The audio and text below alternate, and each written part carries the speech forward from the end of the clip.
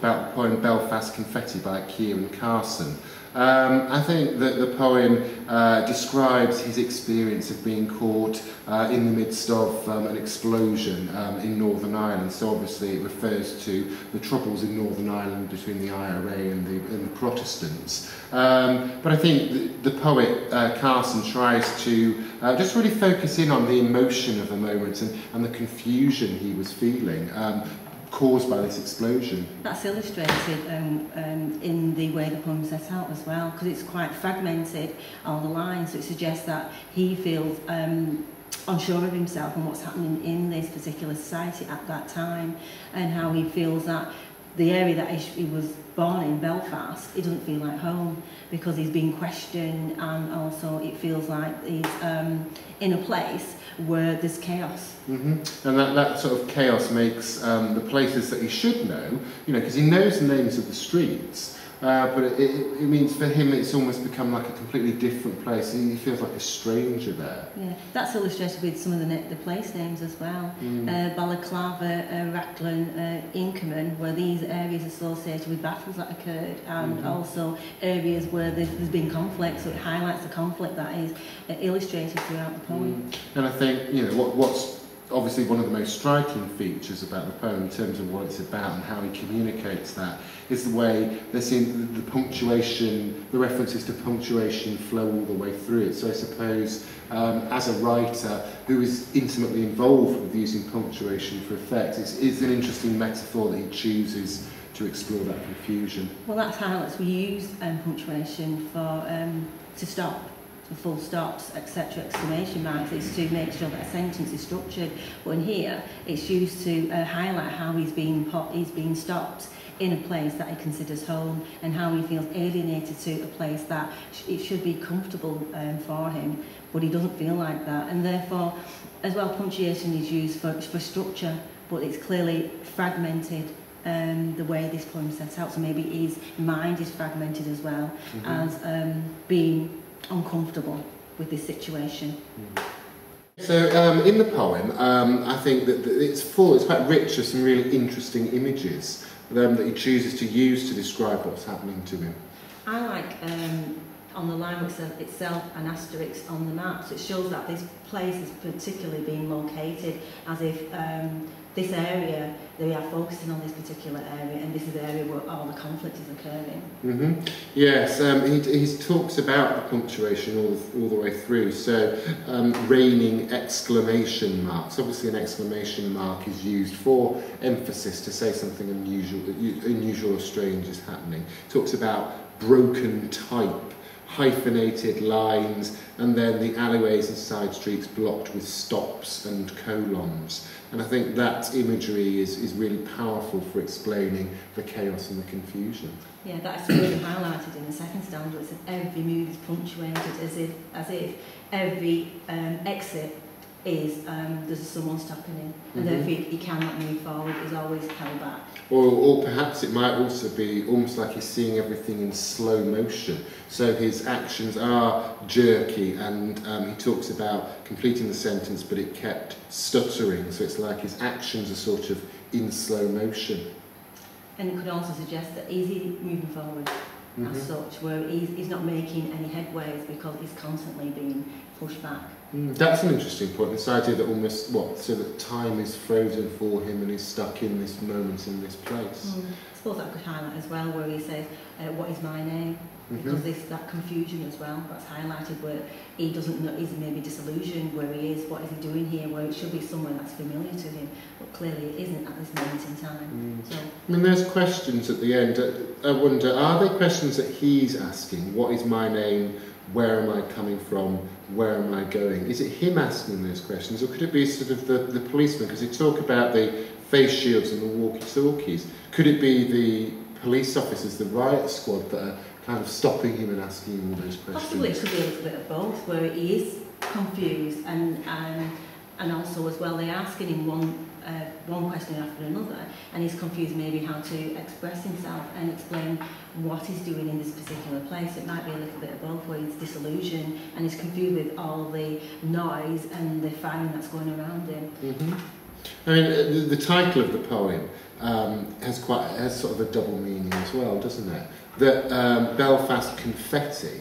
Well, confetti, I think, is obviously associated with weddings or celebrations, and yet here this is absolutely the opposite. This isn't a poem full of joy or happiness. Well, the name of the place, Belfast, which is associated with many years with riots and with unrest between the Catholics and the Protestants. So the two contrast together to suggest maybe this place, there should be more harmony in this particular place, but because these two groups of people cannot get along, this is what happens, where it's illustrated in one of the lines with nuts, bolts, nails and car keys, which relates to confetti where they've been thrown at the people. All the soldiers that are trying to ensure there's peace in this turmoil that's happening in Belfast. And I think that's quite a chilling list of items: nuts, bolts, nails, car keys. You know, these are everyday, ordinary objects. What concerns me is the reference to car keys. Wherever these car keys come from, they must belong to somebody. So if it's raining car keys, something awful must have happened to the owners, and it really gives you pause for thought at that point. I noticed as well, we normally associate nuts and bolts and nails with being useful, that you can mend things, but here it's a very fragmented society, so in actual fact it's not mending, it's breaking it, and therefore it's making it worse by throwing these particular things. They're going to harm rather than mend. If you have a look at the structure of the poem, the lines stand out to me as being obviously something significant that Carson wants to do. On first glance, it appears that the lines almost don't fit on the page, that they're too long. So, for example, you've got marks, the explosion of rapid fire, they sort of drop down to the line below and then indented. But actually, they are supposed to be like that, because if you look at the line numbers, these lines, marks the explosion of rapid fire, are lines in themselves. And I think that one of the reasons he's probably done that is to emphasise the chaos and the disruption, the fragmentation of what's happening in Belfast during this explosion.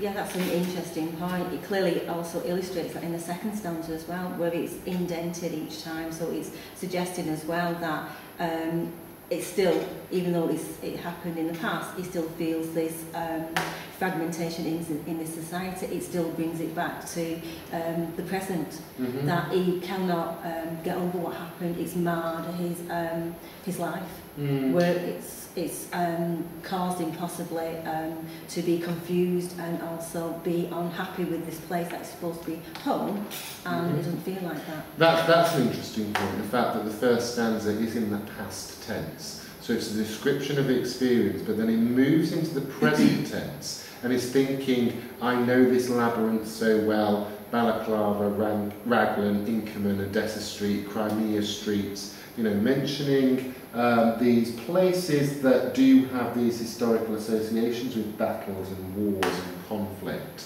So the Crimean War, the Battle of Balaclava and Inkerman. But then there's no resolution at the end of the poem. It doesn't finish. We don't find out what happened next. It's just a fusillade of question marks, almost like the conflict. This is ongoing for him. It's never present memory, and you can't see an end to it. Yeah. Also, these battles is where people have died. So is he suggesting as well that this is an ongoing thing, that there isn't a resolution, so there cannot be an understanding where people come together and work together, rather than this very divided society where people feel very strongly about being Protestants and about being Catholics, and that's maybe as well illustrates how the structure of the poem, how it's set out. And then, you know, looking in lines 5 and 6, in talking about what's happened and adding to this idea of punctuation, it's emphasised visually as well.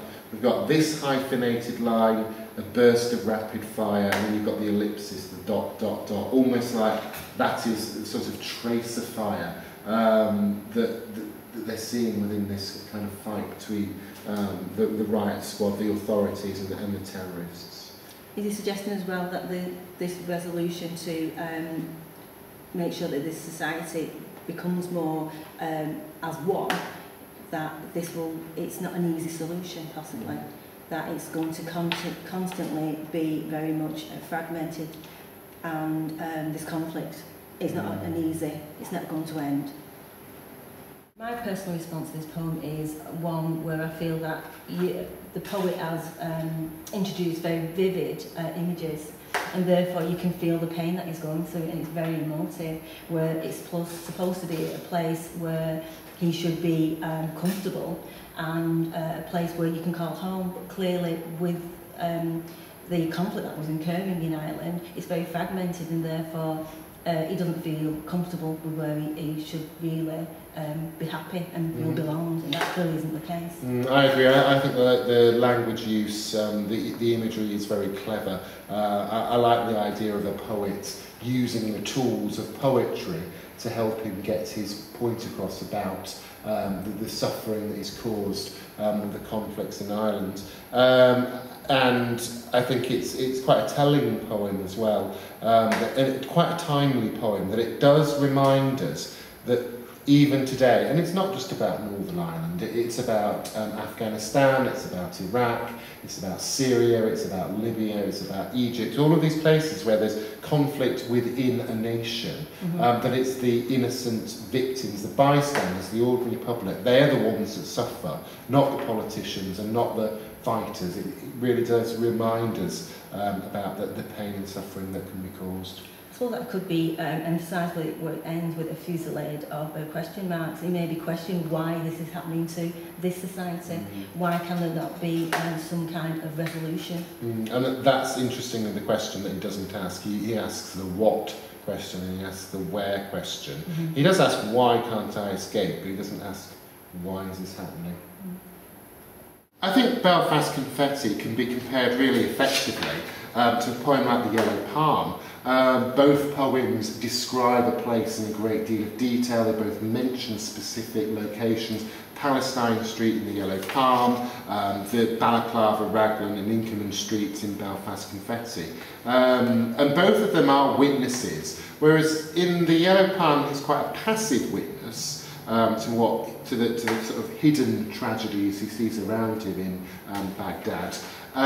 In Belfast Confetti, he's obviously right in the centre of the action, but I do think both of them use place really significantly to communicate these ideas about conflict. That's a good point. I would connect Belfast Confetti with Out of the Blue. They both use the first person pronouns. It's talking from personal experience and the conflict that is happening in a particular place, where they are innocent bystanders, but unfortunately they are forced in a situation of conflict, not of their own choosing. So I like with the idea where he says, I know this labyrinth so well, and he's in a maze and he's trapped, similar to in Out of the Blue, where he feels trapped, I'm trying and trying. He wants to escape this burning building, but clearly he's unable to get out of this building unless he throws himself through the window and he will die. I mean, I'd also suggest Bayonet Charge as being a good poem to compare it to. Both of them begin with the word suddenly, and they both describe chaos, and they describe fighting, and violence and explosions in a great deal of detail, so they are both using language in very descriptive ways. Also, it highlights how it's got bewilderment in the second stanza, and again that confusion of why are they in this particular place at this particular time.